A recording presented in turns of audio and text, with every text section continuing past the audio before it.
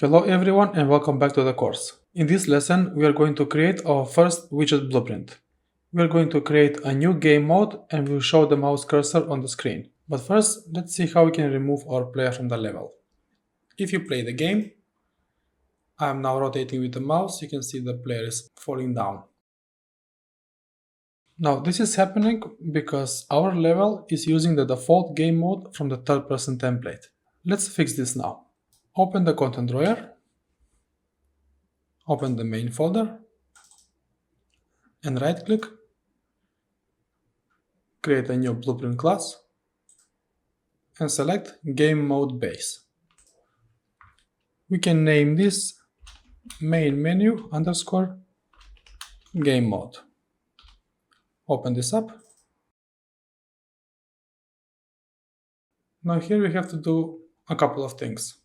We just have to focus on this section here where it says classes, only here.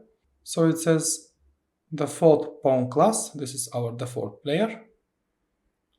Select this, and if you click none, there won't be any player in the game when you start the game. But if you select third person character, which is this one, that's why we are seeing it here. Because if you remember in the previous lessons, in the project settings, maps and modes, you see here the default game mode is BP underscore third person game mode. So we have to put this our own game mode, which we have just created. So if you go again here, so selected game mode, we are in the project settings, just to explain to you a bit further. If you select this drop down, you see it says default pawn class, it's BP third person character. Since we're not going to use this game mode in our main menu, we can use this later on in the lessons. So we can simply go back to our main menu game mode blueprint. You can select here, if you lose this window, on the left side just select this one. And on the right side, where it says default pawn class, make it none. So compile and save. Now when you go to project settings, we can assign that game mode over here. So click this drop down and main menu game mode. And now when you select this selected game mode, you can see default pawn class, it's none. This is reflecting directly from what they have done here. Okay, so whatever you're gonna change here, it's going to change here automatically. Now we have to do one more thing. If you go back to our main menu level, when you go to world settings, now game mode override. If you don't assign anything here, if it says none, it's going to accept this game mode that you have over here. Okay, so if you want to make sure 100% you're using the same game mode, simply go over here and you can assign the main menu game mode. You can save the game. So file, save all. Now if you play the game, there is no player character. Now when you have different level, let's say over here it's going to be level 1, you want to create another game mode. For example, right click, blueprint class, game mode, and you can name this game mode, for example, level 1 game mode, and you can assign it here in the world settings, in the game mode override. Okay, now let's create our first widget blueprint to display something on the screen. You can close the project settings. So if you want to display something on the screen, first we have to create widget blueprint. Now open the content drawer. Let's create a new folder. We can call this folder Widgets. Open the folder. So right click, user interface, and widget blueprint. And select here user widget. And we can name this main menu underscore HUD.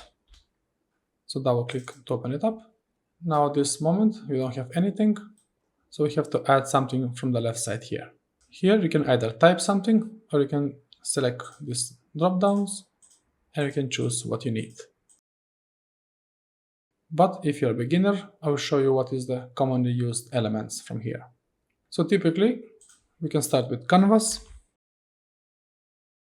So get this canvas panel and drag and drop on the screen over here.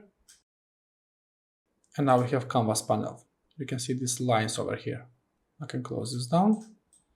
Now, if you use canvas, these are not good for optimization. Instead, we can use something else. But only for this video, just for the demonstration purposes, we can use canvas for now. But later on, we are going to change everything. Now compile and save. Now let's simply get the text, drag and drop on the canvas. I will just leave this text here, just to demonstrate how we can show something on the screen. We're going to go through all the fundamentals in the next lessons.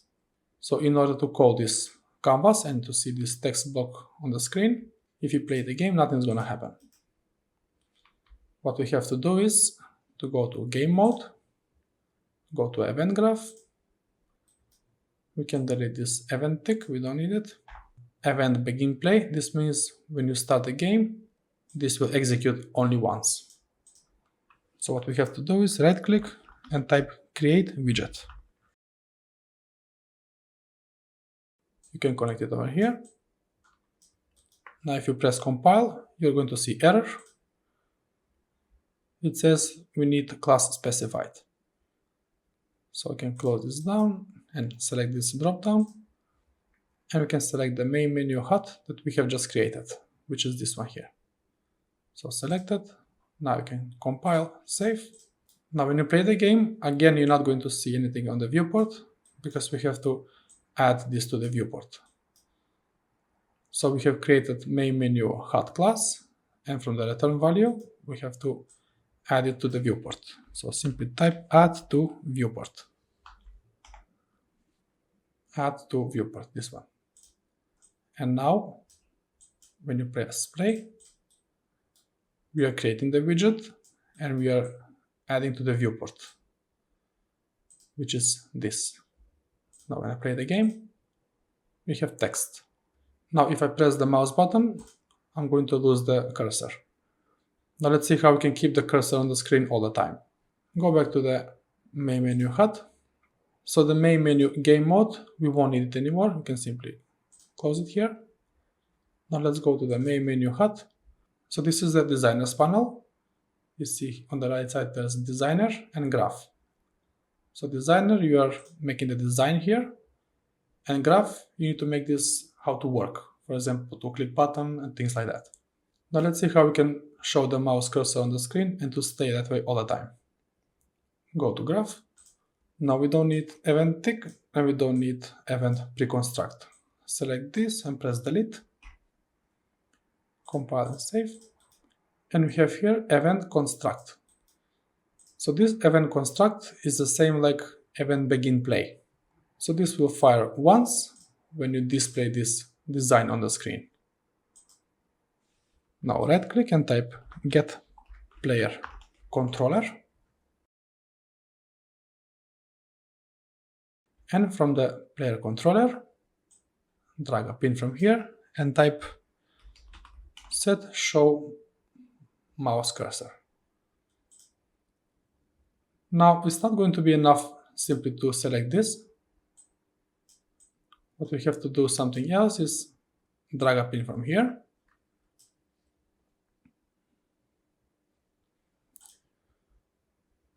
Now to show you what I mean, I have to compile and save. Let's go back to the...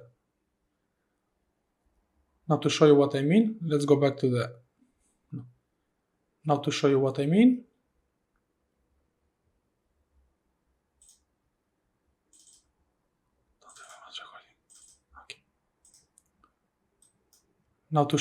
mean, let's go to the designer quickly. So I'm going to put a button here. Now when you play the game, you have to click and then to be activated the mouse. So what we have to do is in our main menu HUD, in the graph here. So to be easier for you to understand, graph is the programming, designer is designer. So this is the programming part here. Now from here, type UI only. So set input mode UI only. And widget to focus, you can drag a pin from here, you can type self and click this drop down menu and lock always. And now when you start the game, our mouse is going to be in the frame here, it will never go out. And you can click around, the mouse will not disappear, and you can click the button. As a reminder, let's go back to the main menu HUD. So this is the designer. You are making your design here. In the graph, you are programming it. You are telling it what do you want to do. This is going to be it for this video. In the next lesson, we are going to learn fundamentals for text, fonts, and buttons. Thank you for watching. I will see you in the next one.